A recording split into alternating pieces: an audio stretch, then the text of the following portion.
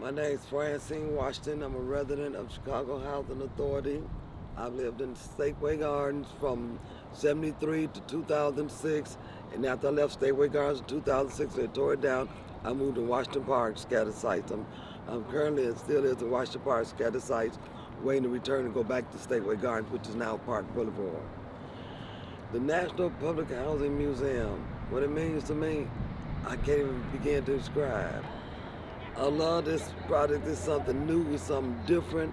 And just the fact it's going to be displayed 3 nights a week on this wall, if you're passing by, and if it was me, if I was passing by and this is my regular route, every night I'm seeing something flashed on the walls, especially when I come through late at night, I'm going to come back, I'm going to bring somebody with me because it's dark and I don't want to walk off it by myself. I'm going to come, I'm going to take a look at that wall, and I'm just going to stand there and try to read everything that's on that wall. It's going to be something.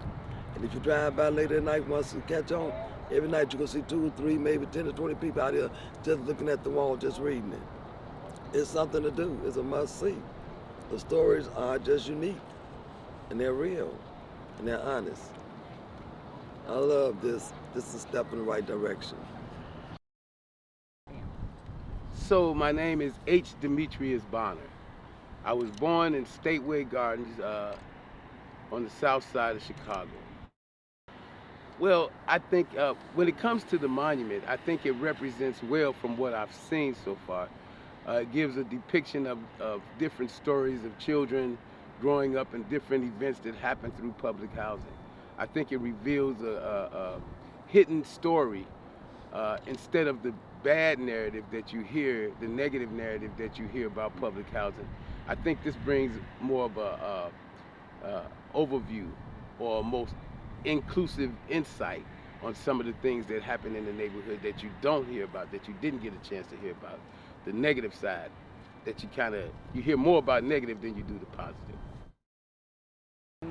My name is Mary Baggett. I live in Abla, Brooks Home Community.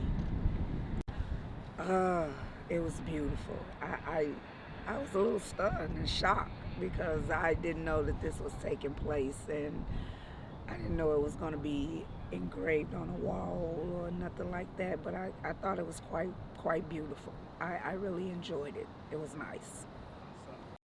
My name is Alan Schwartz. I lived here in the Jane Addams projects a long time ago, way back to 1943 when I was born. And we moved out when I was 11 and a half in 1954. I liked it. I think the whole idea is wonderful to have the voices of the people who lived here. And I was wondering, what are they going to take from my story? And I think they picked just about the most perfect thing. There was a movie theater over here, the Garden Theater. And that's what they selected when I was talking about how we used to go to the Garden once or twice a week. And in those days, everybody went to the local movie theater. So I think they picked the perfect thing. Hi, my name is Tommy Woods. I grew up at the Chicago Public Housing at Latham Homes, located at Diversey Damon. The monument tonight, on this beautiful windy night in Chicago, as you can see in the backdrop, it was awesome to see not just my words, everybody's words up on the wall. My words in particular was about hope, whereas a lot of people looking at the wall see my words, they were about hope, opportunity, whereas people never seen the inside of a project. But I'll never say project, say homes, because inside Latham Homes, it was tranquility, peace, love, family, unity. And within that unity, we stuck together and always stick together even to this present day. So the National Public Museum, I thank you for your opportunity of showcasing my story. My name is Marshall Elijah Hatch, and I lived in Jane Addams Public Housing from the age of 2 all the way to the age of 16. And this was literally home, just a few feet from here. We lived at 835 South Ada, and my mom actually passed away in the apartment in the bathroom early in the morning in January of 28, 1967 in a snowstorm. And so for us, this is really for our family and the generations sacred and really holy ground for us. But great memories of a great childhood here. Oh, it was powerful for our family. Our sister Rhoda Jean Hatch was the oldest sister in our family of 8. I had 7 sisters, and she passed away on April 4th, 2020, COVID and the pandemic. And we saw her words, the poetry of her words.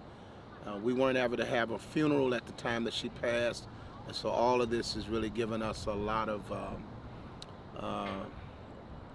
feeling of fulfillment to see her words lifted up and to know that her story has been told and she will not be forgotten. My name's Shalonda McIntosh. I live in Cabrini Green. It was beautiful. It's speechless. Just to know that my voice is heard. To know that it means a lot. It's love, it's compassion, it's touching at the same time. It's wonderful, marvelous. Just to know that the museum is like, it'll connect us all. It don't make a difference what development you're from. All of us share the same common goals.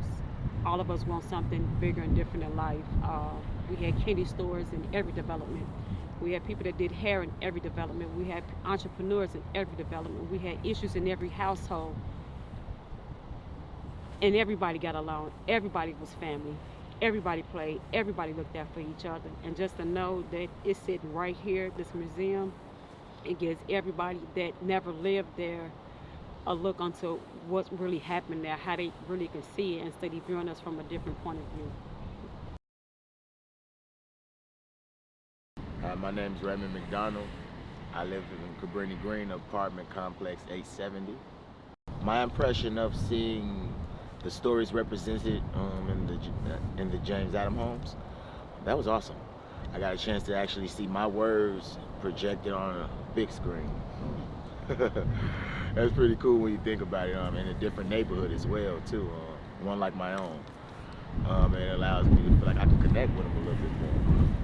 Hopefully the people who come back to this neighborhood and get a chance to see their neighborhood, get a chance to see my words in their neighborhood, and we can connect that way too, because their real homes are kind of like my own. What is next for the future? Let's connect. How can we connect a little more? And thank you. I appreciate you.